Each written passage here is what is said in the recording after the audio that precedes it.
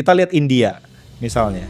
Kenapa dia bisa keluar dengan angka 0 gitu pada waktu itu, yang kemudian diadopsi oleh orang Arab dan dibawa ke Eropa. Kita semua bisa belajar kalkulus, kalau nggak bisa gitu kan. Itu semua lahir dari spiritualitas gitu loh, bahwa mereka percaya bahwa 0 itu punya makna, kekosongan itu punya makna, seperti itu. Maka diberikanlah angka 0 seperti itu. Nah, Nyai Roro Kidul itu sebenarnya fungsinya seperti itu, memberikan narasi untuknya bisa bertindak, bukan untuk dipercayai sebagai entitas yang objektif, real seperti itu. Bukan itu poinnya. Percaya bahwa itu harus dikemas oleh birokrat-birokrat yang paham tentang kekuatan epistemologis dari cerita-ceritanya sendiri, untuk diangkat menjadi landasan bukan hanya ilmu pengetahuan tapi bertindak.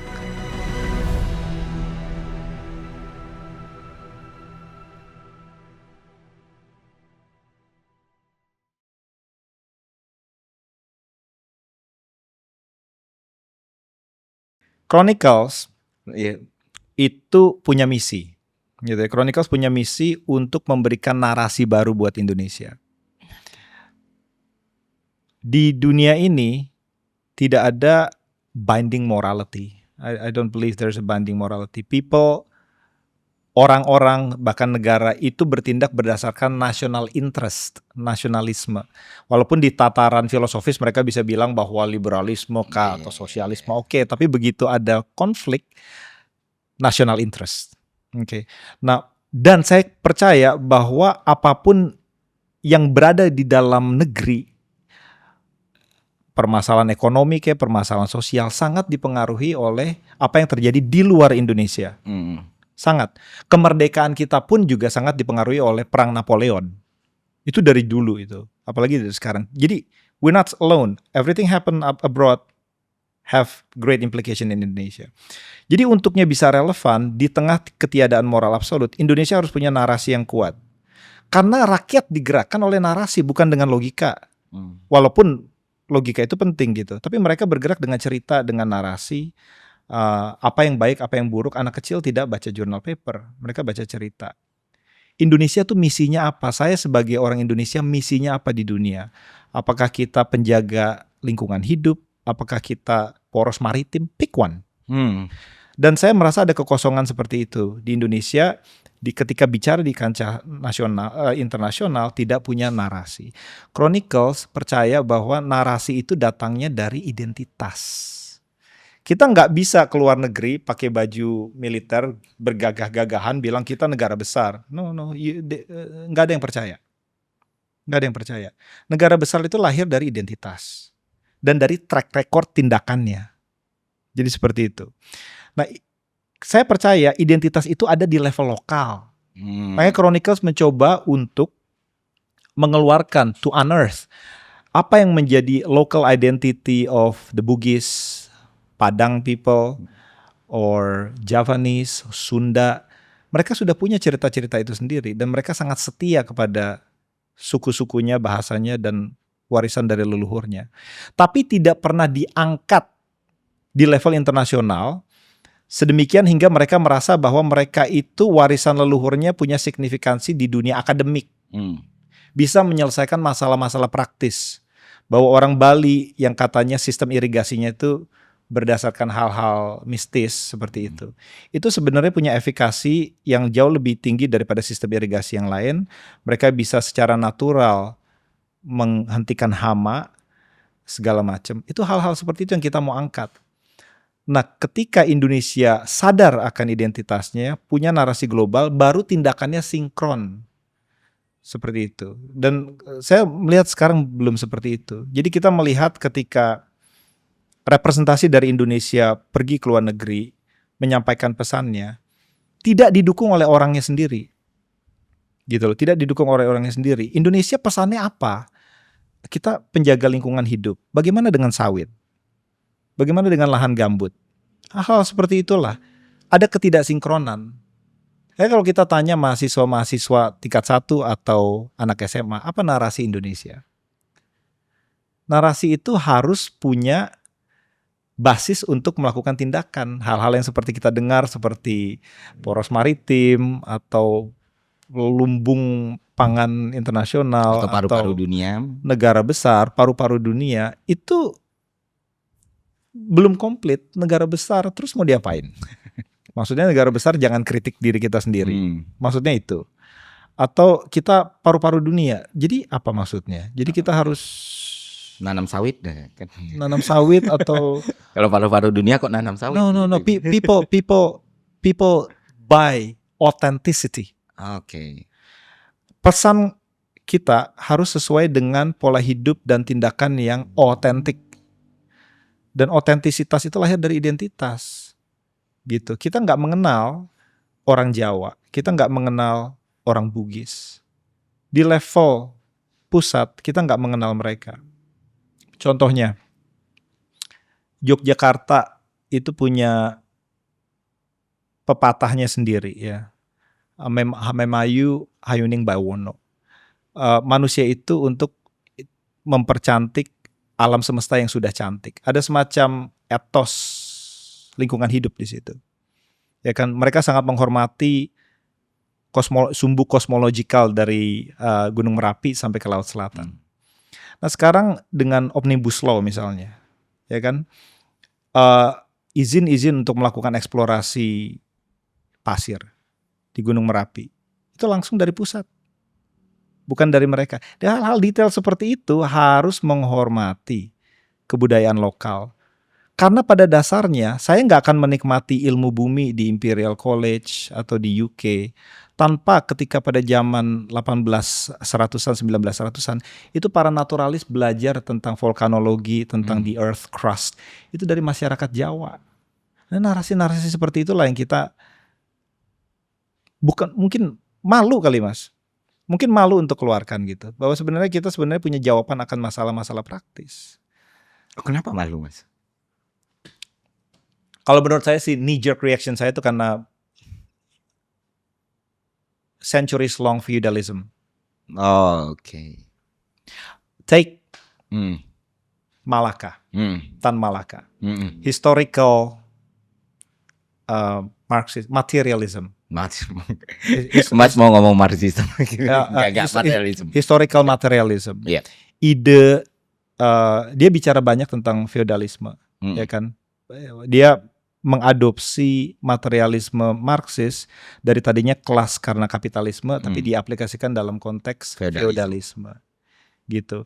Dan ide tentang di mana lokasi Indonesia dalam conversation global itu lahirnya dari centuries long class warfare antara yang menjajah dengan yang dijajah. Itu kita tidak bisa singkirkan dalam semalam itu. Oh, penjajahnya pergi, idenya hilang gitu. No. Jadi ratusan tahun class warfare itu membekas di dalam diri kita sampai sekarang tuh. Termanifestasi dari cara kita berdiri kalau ngambil foto, cara kita memposisikan diri ketika ngomong dengan orang luar negeri. Itu tidak hilang serta-merta. Mental inlander, hal-hal seperti itu nggak hilang dalam semalam. Oke, ini menarik nih Mas. Aku sepakat dengan bagian kita kekurangan narasi sebagai sebuah bangsa. Kurang lebih seperti itu kan. Dan banyak hambatan obstacle-nya seperti rasa malu tadi, ratusan tahun feudalisme dan lain sebagainya. Nah, di beberapa aspek ketika kita membicarakan sesuatu, apalagi membicarakan budaya lokal ini kan sentuhannya banyak sekali kan. Termasuk hal yang sering yang belakangan aku bahas itu hal-hal yang berurusan sama klinik, mistik dan segala macam. Betul. Aku against sama hal kayak gitu, tapi orang sering salah memahami, berarti lu mau membunuh budaya lokal. No, enggak seperti itu. Nah, cuman aku mau nanya ke Mas Bagus yang memang lebih mendalami hal-hal seperti ini kan, lebih memang intulah dengan budaya lokal, which is aku orang Minang yang emang udah hidup dengan budaya seperti itu juga. Nah, ada hal-hal yang emang ketika kita mau ngambil hal baiknya ini Mas, gimana kita memitigasi hal-hal buruk yang bisa terjadi atas itu. Misalnya miskonsepsi ilmiah.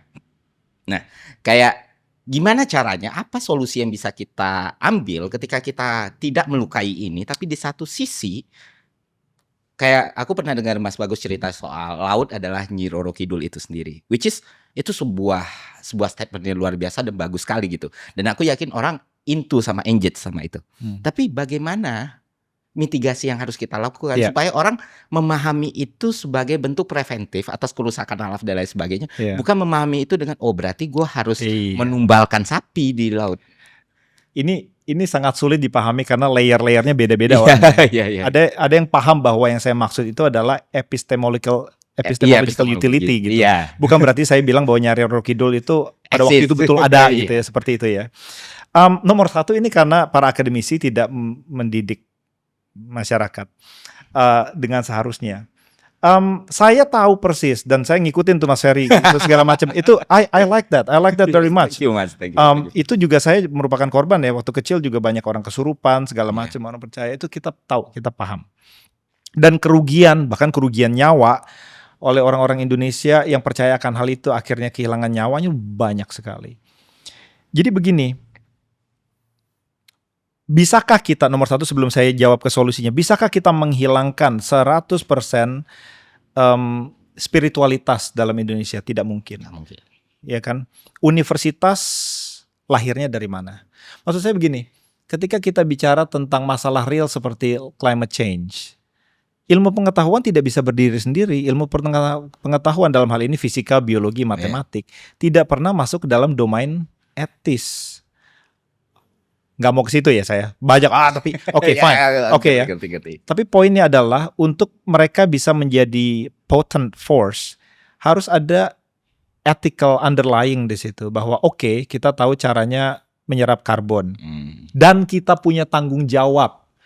Dan kita punya tanggung jawab, kata siapa? Gimana caranya membuktikan kita punya tanggung jawab di dalam laboratorium? No, we cannot do that. Itu lahir dari etos, etik, spiritualitas, itu nggak bisa dibuktikan dalam laboratorium. Nggak bisa dijelaskan dalam empiris. Nggak bisa dijelaskan dalam empiris gitu. Terus kalau pawang hujan gimana? Berarti nggak bisa dijelaskan, berarti kita harus percaya. Nah ini begini, bagaimana cara kita menentukan probabilitas sebuah klaim supernatural? Mana yang harus dipercaya, mana yang tidak bisa dipercaya? Sebagai seorang matematik, kawan gitu, salah satu yang saya jadikan rujukan itu yang disebut Bayesian Theory. Bayesian Theory bukan orang matematik sih, mungkin orang ekonomi juga tahu ya. Bayesian Theory itu kan landasannya Turing Machine gitu ya. Ya waktu Alan Turing mecahin enigma itu, dia pakai Bayesian Theory. Ini agak teknis, tapi saya ngomong begini, dalam konteks seperti pawang hujan, pertanyaannya adalah berapa besar kemungkinan hipotesa sang pawang hujan itu benar melihat bukti-bukti yang ada. Fair question. Gimana cara ngukurnya? Kemungkinan adanya hujan itu harus dikalikan dengan probabilitas adanya hujan karena hipotesanya benar, dibagi probabilitas adanya hujan walaupun hipotesanya salah.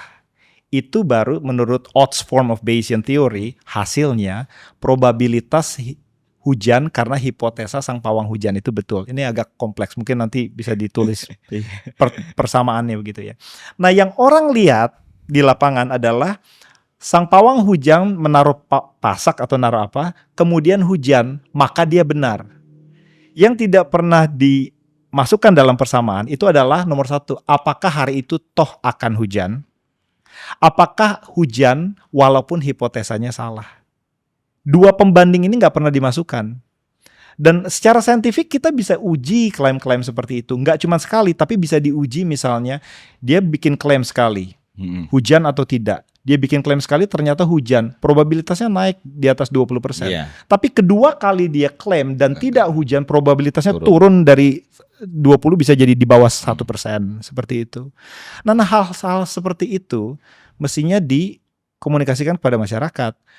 Itulah yang membedakan mengapa pawang hujan itu tidak kredibel secara saintifik, tapi klaim-klaim supernatural seperti adanya Tuhan atau kalau di dunia Kristen kebangkitan Yesus segala macam berbeda dari segi probabilitas itu, dan dari itu agak kompleks gitu ya Mas ya. Poin saya adalah dari segi matematis orang harusnya bisa punya alat untuk berpikir, menganalisa apakah ini masuk akal atau tidak. Ketika di dunia hukum misalnya, kamu membunuh A. Karena apa argumennya? Karena pada waktu jam 9 malam, kamu ada di situ, sidik jari kamu ada di dalam pisau yang masuk ke dalam badan dia yang menyebabkannya mati, dan kamu stay di situ selama 10 menit. Ya kan?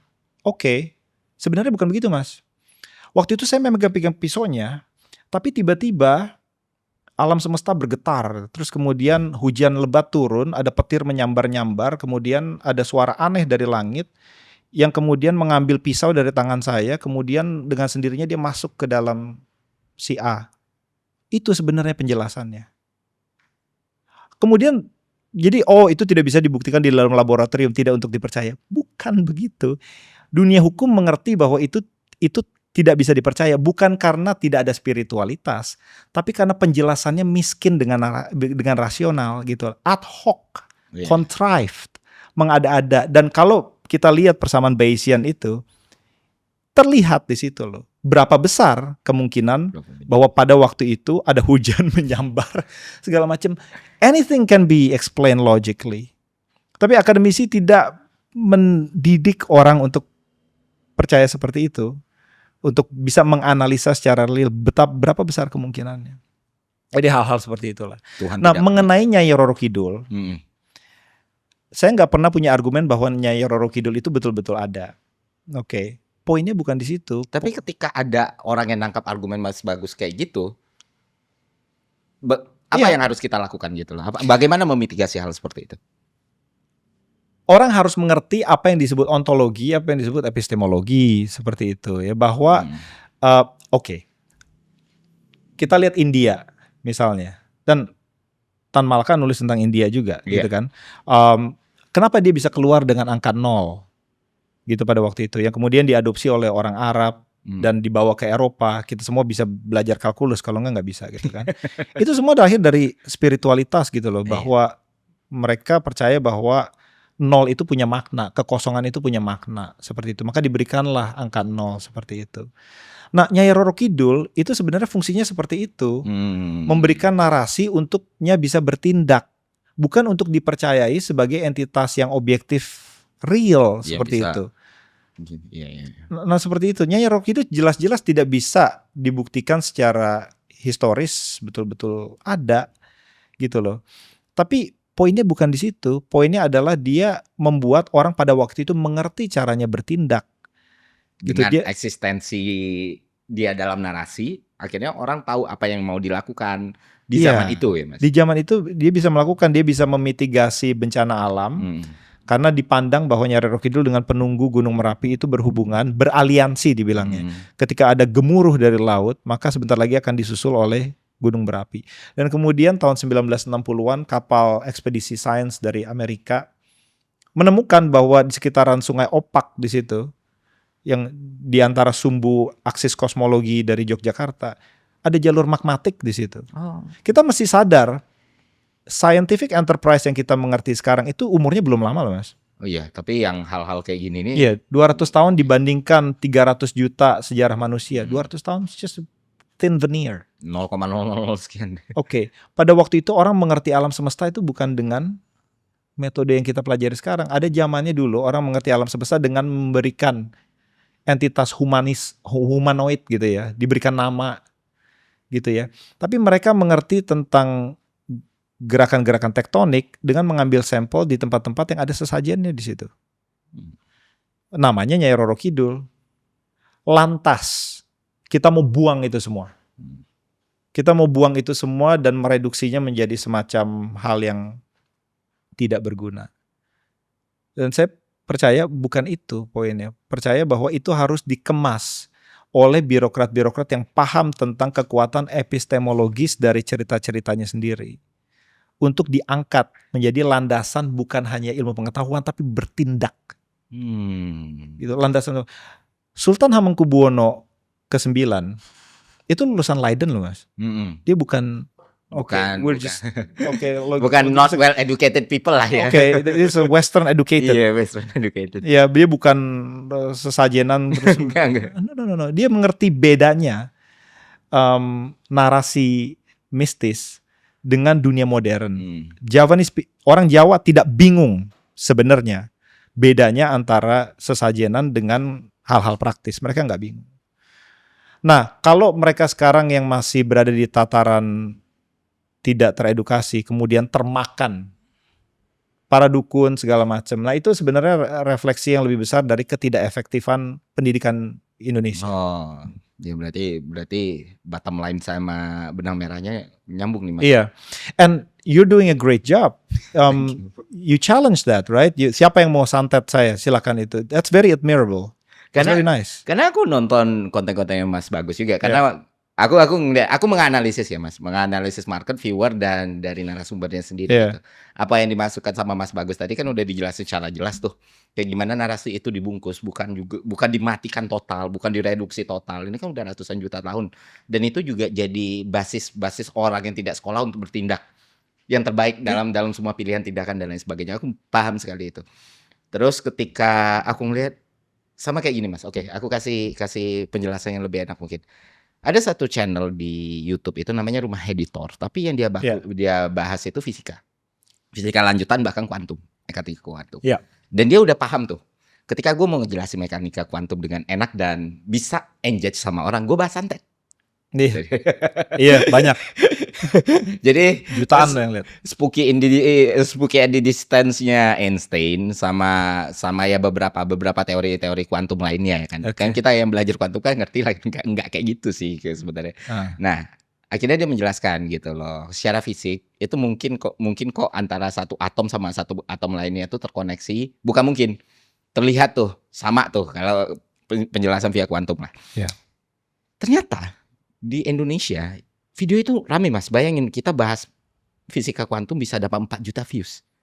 Tapi aku safe to say lah 90% orang yang komen di video itu akhirnya melakukan simplifikasi. Akhirnya nangkap tuh kan santet ada. Nah dari situ aku ngeliat kayaknya memang metode paling benar ya narasi counter narasi gitu. Betul. Jadi narasi counter narasi. Kalau aku menjelaskan pakai pendekatan antrop, ya nggak akan selesai gitu maksudnya dengan society yang segede ini kan ya, dengan society yang kayak gini ya secara si Solomon udah ngomong kayak gini, ini ngomong kayak gini akhirnya orang udahlah skip aja ada gitu. Betul. Radikalisme itu tidak dilawan dengan memberikan akses informasi sebesar-besarnya, bukan. Justru malah makin radikal gitu loh. Radikalisme itu dilawan seperti yang Mas Ferry bilang, counter naratif. Counter naratif, narasi dilawan narasi. Gitu loh. Justru inilah misi dari yang saya lakukan di Indonesia bersama teman-teman dosen yang lain.